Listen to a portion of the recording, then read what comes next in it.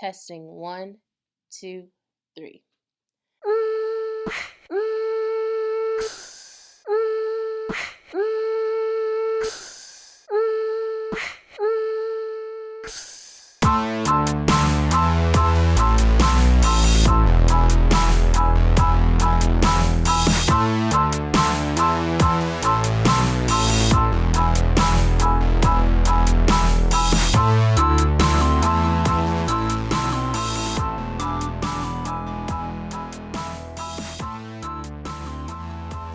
Hi everyone, and welcome to another Woke Wednesday.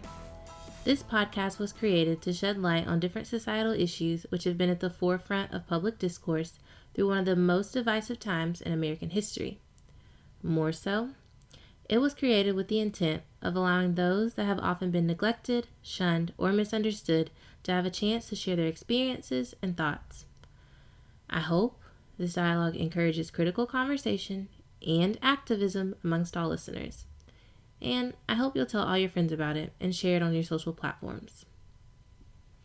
If you haven't already seen this in the news, the Los Angeles teacher strike ended in victory for those protesting for better libraries, smaller class sizes, more nurses, a 6.5% pay increase, more counselors, better resources, and nicer schools.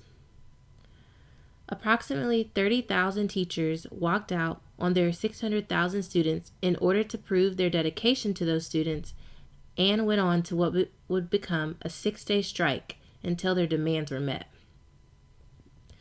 Majority of the 34,000 members of the Los Angeles Teachers Union were satisfied with the solution they came to between UTLA leaders and the LA Unified School District. However, not all of the parents are too happy. While, of course, the above items mentioned are necessary for a functioning school, the additional counselors and libraries will not be allocated to the elementary schools. Now, as y'all know, I'm a teacher and someone deeply invested in education reform. Education inequity exists across school lines in terms of different grades and ages. Closing these literacy gaps and giving children what they need starts at the very youngest of age and grows increasingly difficult as children progress in their age. I mean, I literally see it on a daily basis, and I teach 8th grade social studies. The vast gaps in students that are being worked on every day by their teacher, but these could have been potentially non-existent if they were addressed at an earlier age. Not only that, having access to counselors and mental health care workers shouldn't just be exclusive to older children, but younger ones as well. Having an emotionally healthy well-being should be afforded to all and shouldn't be overlooked in terms of age. I also think that addressing different emotional problems in kids at a very young age can help them grow to be emotionally healthy, functioning adults. While I applaud these teachers for advocating for themselves and their students, because that's truly what we do on a daily basis, we are constantly having to do more and more than what's expected of us because we see the importance of doing more. And while I love the comparison of teachers being the unsung heroes of our time, and I agree with that, praise and admiration can only go so far and do so much. If we are the unsung heroes of our time, you need to pay us more. Give us better resources, fund public schools, and put qualified individuals in charge of creating curriculum and standardized tests. I mean, the standardized tests that my students have to take at the end of May are so biased in what's expected of them to know. They don't have to learn most about the Civil War, slavery, the impact of Native American genocide, and how that translates into modern day history. They literally learn this Eurocentric version of history and are expected to be tested on it, and nothing in regards to their history. Not to mention, I teach at an all-girls school, So women are continuously left out in the curriculum that they expect us to teach, but y'all know how I am. I had to put a twist on it. Myself and my mentor teacher do a very good job at incorporating inclusive and diverse individuals in our lesson planning because these people reflect our racial demographic more than the people that they expect us to teach them about. You can say that you're appreciative of teachers all you want, but your actions should reflect that in the policies you champion and the people making those policies. I.e., if you care about teachers, you shouldn't care about Betsy DeVos, or maybe you should, and you should pay attention to the horrible policy changes she wants to make in regards to education reform. I mean, this woman is literally clueless on what it's like to be a low-income minority student attending these underfunded schools in these underprivileged areas. It's ridiculous. Venezuela was once the richest country in Latin America. It has the largest known oil reserves in the world, and its democratic government was once praised worldwide. But today, Venezuela's democratic institutions and its economy are in shambles. The country has the highest inflation rate in the world, making food and medicine inaccessible to most Venezuelans. Over the last 4 years, its GDP has fallen 35%, which is a sharper drop than the one seen during the Great Depression in the US. And the country's murder rate has surpassed that of the most dangerous cities in the world. These conditions have sparked months of protests against the president, Nicolas Maduro, and it's easy to see why.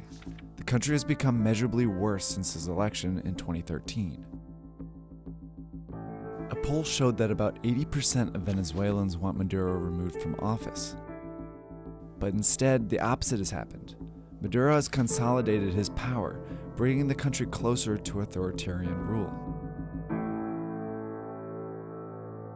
Maduro's political ambition became evident in December 2015. 2 years after he became president, a coalition of opposition parties called the Democratic Unity Roundtable, or MUD, won a 2/3 majority in the National Assembly, putting Maduro's rule at risk. In response, Maduro quickly forced out several Supreme Court justices and filled the positions with cronies loyal to him. In March 2016, the court ruled to strip the opposition-led National Assembly of its powers, a move that sparked massive protests across the country. The ruling was reversed a few days later, but the damage was done. Protests continued to grow and have left about 100 dead and thousands injured so far. Despite the violence and public outcry, Maduro held a vote in July to elect a new governing body called the National Constituent Assembly, which would have the power to rewrite Venezuela's constitution and essentially replace the National Assembly, and leave virtually no opposition to Maduro's rule. With Maduro's recent vote, Venezuelans didn't have a say in whether the assembly should exist. They only had the option to elect its members. But when Maduro's predecessor, Hugo Chavez, proposed a constitutional rewrite in 1999, he first called for a referendum to propose the election of the assembly. After most Venezuelans voted yes, they then elected a new National Constituent Assembly. See, unlike Maduro, Chavez was a charismatic and beloved leader. In the 90s, he burst onto television sets across the country. He blamed government corruption and Venezuela's elite for the economic inequality. His populist message resonated with the country's poor, who eventually helped bring him to power. The key moment in his presidency came in 2004, when oil prices surged. Venezuela's petroleum-dependent economy started booming, and Chavez went on to spend billions from the profits on social welfare programs for the poor. He subsidized food, improved the educational system, built an enviable healthcare system, and reduced poverty by more than half. These programs certainly helped the poor, but they served a purpose for Chavez as well. In order to be re-elected, he needed to keep these millions of poor Venezuelans happy, so he rigged the economy to do just that. He didn't scale back Venezuela's dependence on oil, and his unrestrained spending led to a growing deficit, which meant all of these programs would be impossible to sustain if oil prices fell. After Chavez's death, when Maduro took office as his handpicked successor, that's exactly what happened. Oil prices plummeted in 2014, and Maduro failed to adjust. Hyperinflation has made medicines and food that were once subsidized unaffordable for Venezuelans poor, who now make up about 82% of the population. Like Chavez, Maduro has also rigged the economy to keep himself in power, but this time it's not benefiting the poor. He's exploited a complex currency system put in place by Chavez. Maduro set the official exchange rate at 10 bolívares per US dollar, but only his friends and allies have access to this rate. In reality, the Venezuelan currency has become basically worthless. Most Venezuelans get their dollars on the black market, where the rate is about 12,000 bolívares per dollar.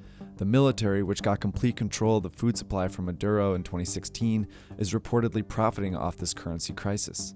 They import food at Maduro's special currency rate and sell it on the black market for a massive profit. So for military generals and political allies of Maduro, the crisis has offered a lucrative opportunity which has helped Maduro stay in power. But he can't rely on that support alone. Which brings us back to Maduro's recent power grab. The opposition boycotted the vote, but Maduro held the vote for a new constitutional assembly anyway, and won a majority. Protests on the streets of Venezuela turning deadly after President Nicolas Maduro declares victory. The violence on Sunday very real. The bomb went off near some motorcycle police, wounding several. Election day clashes between protesters and police claiming at least 10 more lives. At least one candidate has been murdered, shot to death. Maduro's government is trying to create the illusion of public support. The government claimed about 8 million people, or 40% of the country, voted, but experts put that number much lower, at just 3 million people. The international community, including Peru, Canada, Spain, Mexico, and Argentina, condemned the election. The US imposed financial sanctions on Maduro and members of his government. But Maduro's assembly, filled with loyalists, convened anyway, and it swiftly removed Attorney General Luis Ortega, leader of the opposition. Armed groups reportedly arrested several other opposition leaders too. Whether the group will rewrite the constitution or postpone the next presidential election remains to be seen. For now, Maduro has unprecedented power over a country that continues to spiral out of control. On the other hand, in regards to current events, in Venezuela, the struggle for power and who's rightfully president has been at the forefront of news. Currently, socialist Nicolas Maduro is the president of the country, despite a controversial election in which voting rigging claims were made. Kind of like our election with Donald Trump in Russia, or Brian Kemp and becoming governor in Georgia. And there's a multitude of other stories, but that's neither here nor there. Anyways, Maduro's re-election has not been recognized by the opposition party, the National Assembly. The National Assembly makes the argument that since the election wasn't fair, the presidency is essentially vacant. Juan Guaidó, the president of the National Assembly, declared himself interim president on January 23rd. He also urged all protesters to continue protesting until Venezuela is liberated.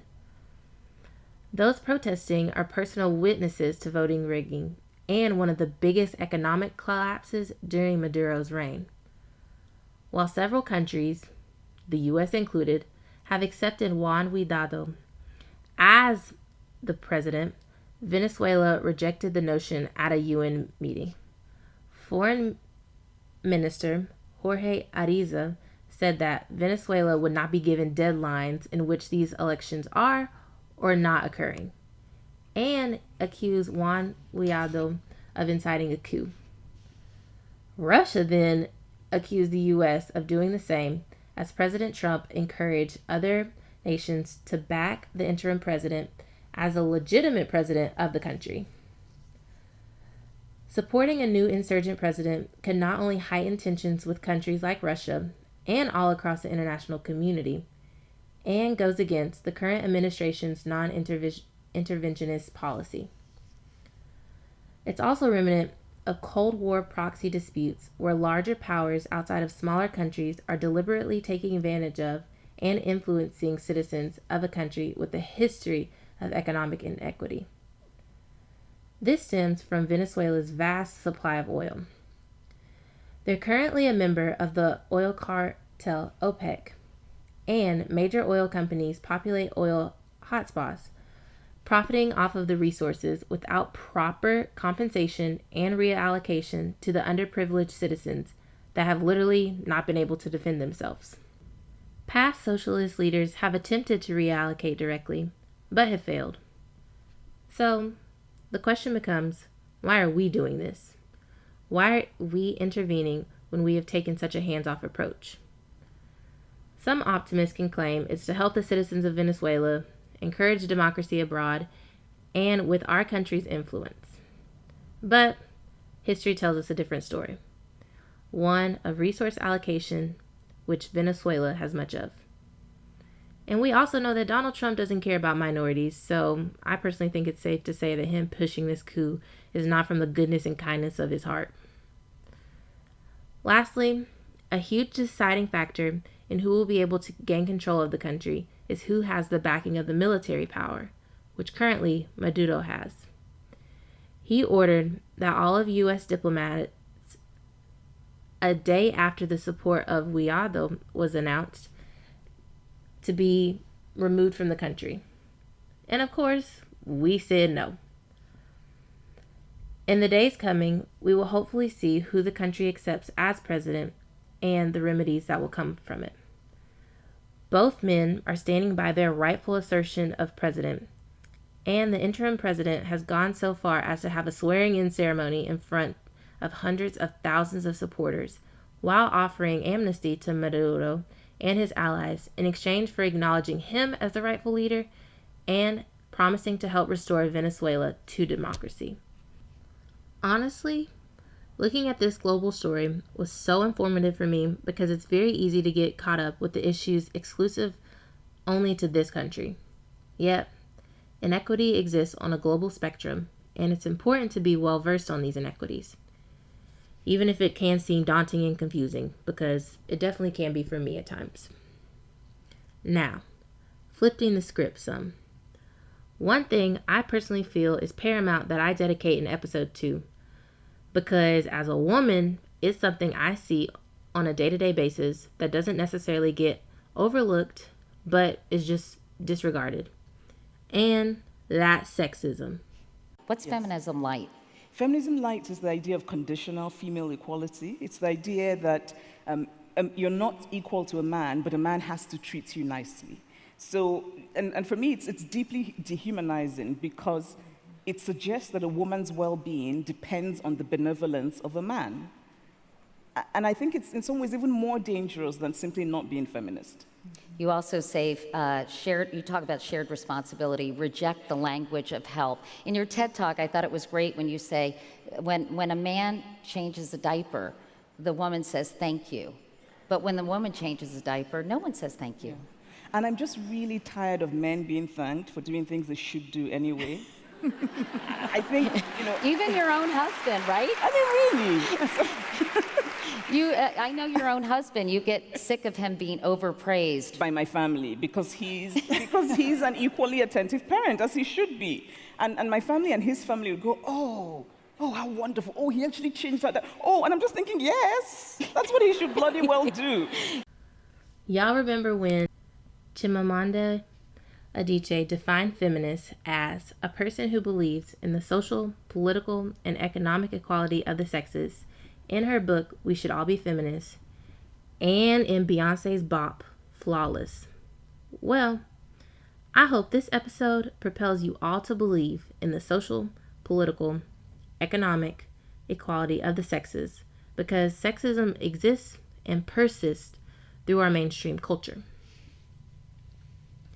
Historically, women have always been subjected to an imbalance of power in comparison to men.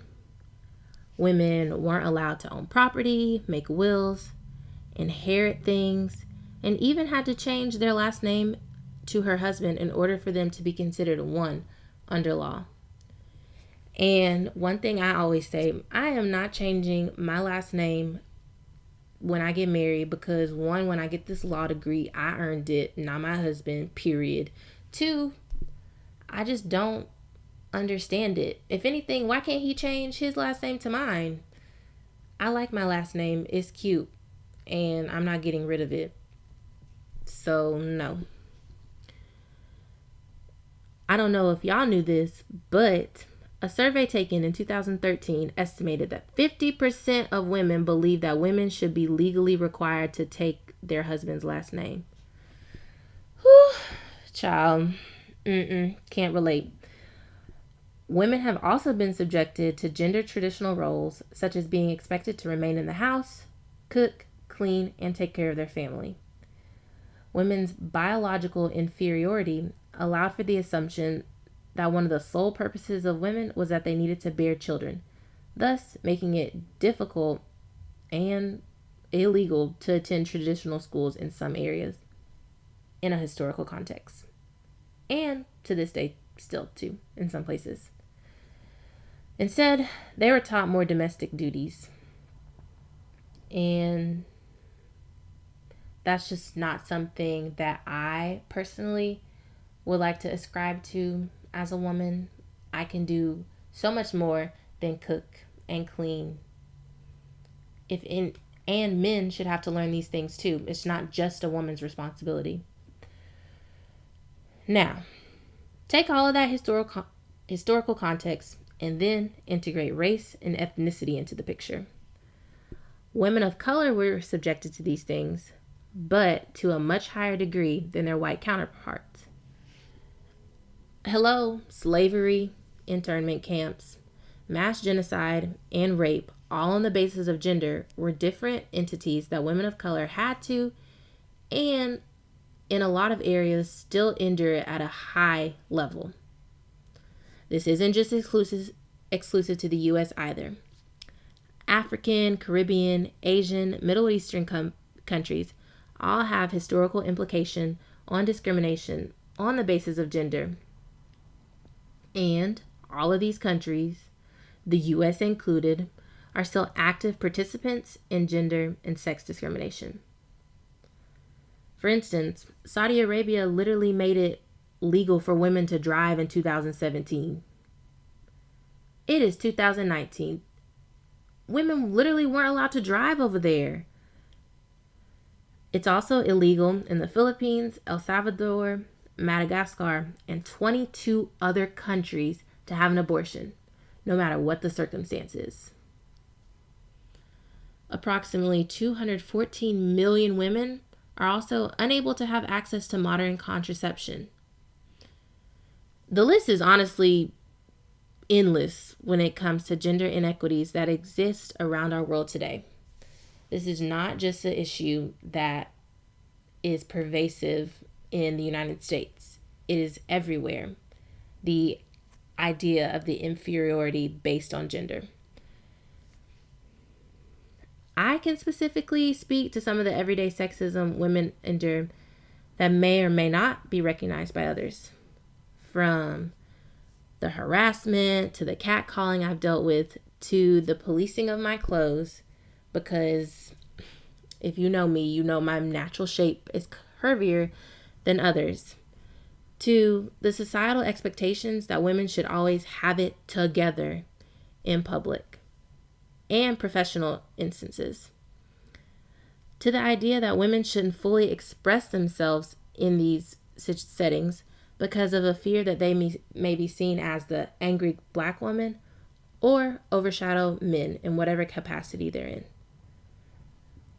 But my job as a woman is not to make any man feel secure in his masculinity, nor is it my responsibility to hold my opinion or say what I want to say to accommodate him. Because let's be very clear on one thing.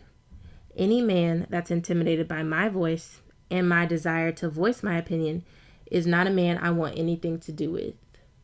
Period. So don't even come at me that way, because I'm not the one.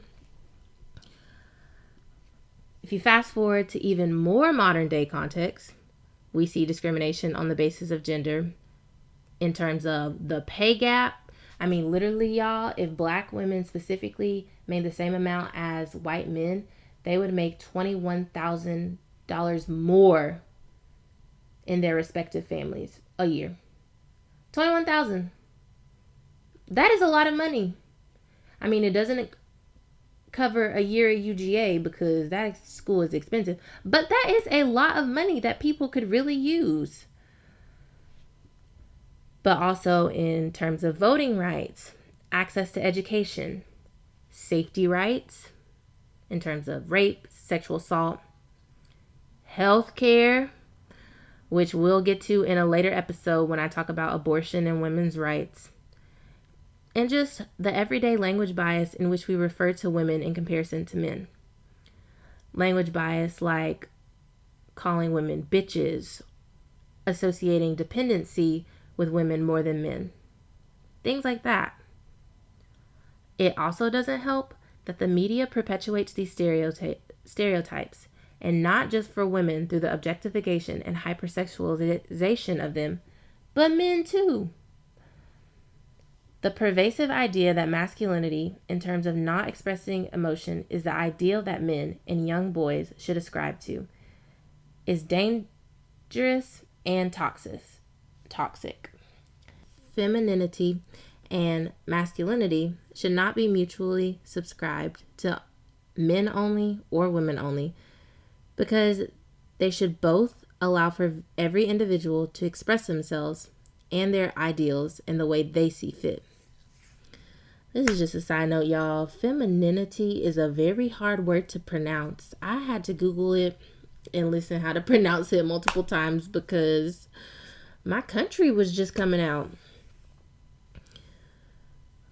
Anyways, we can also help decrease the notion of a male-dominated status quo by championing women and men alike to pursue the political, social, and economic equality of the sexes. We're definitely seeing more of it today, but it's not nearly where it should be. However, recognizing that the most women, and even more specifically, women of color, belong to the new group of Congress members elected into office.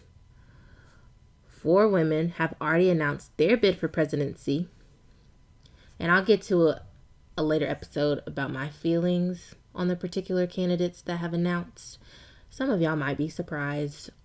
Anyways, women on a global spectrum are slowly gaining more and more access to education rights.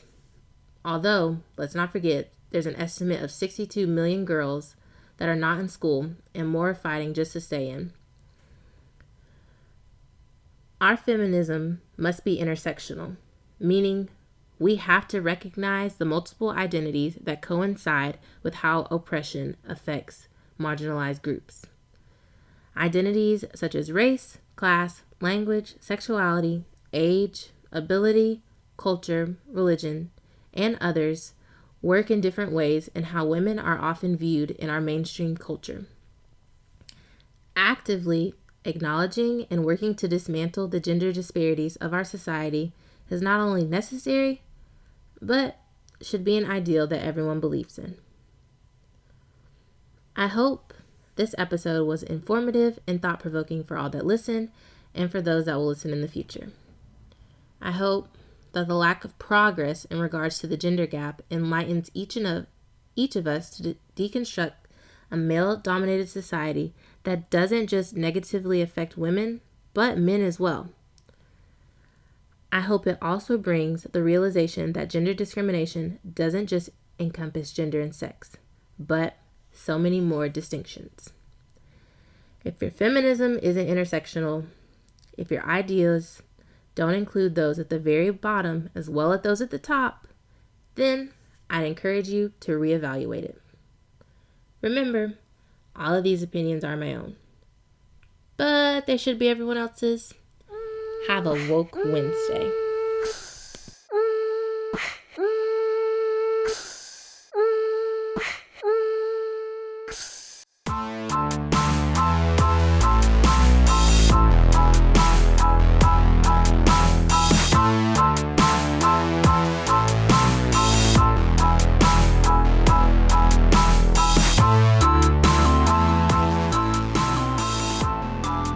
Thank you for another Woke Wednesday.